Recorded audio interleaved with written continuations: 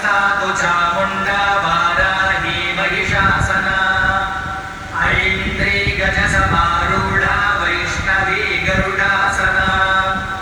माहेश्वरी वृषारवाहना ब्राह्मी हंससमारूढा सर्वाभरणभूषिता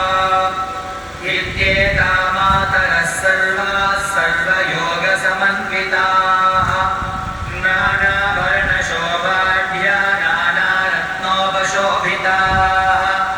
दृश्यन्ते रथमारूढा देव्यक्रोधसमाकुलाः शङ्खं चक्रं गदां शक्तिं हलं च मुसलायुधम्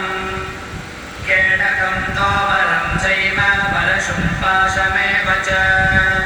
कुन्तायुधं त्रिशूलं च शार्ङ्गमायुधमुत्तमम् दैत्यानां देहनाशाय भक्तानामभयाय च धारयन्त्यायुधानीथं देवानां च गिराय वै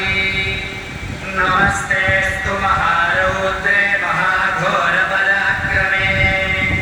महाबले महोत्साहे महाभयविनाशिनी त्राहि मां देवि दुष्प्रेष्ये शत्रूणां भयवर्धिनी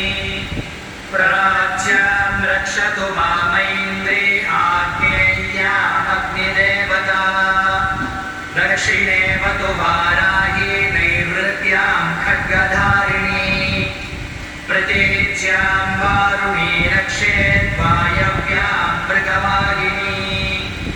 उदीच्यां पातु कौमारी ऐशान्यां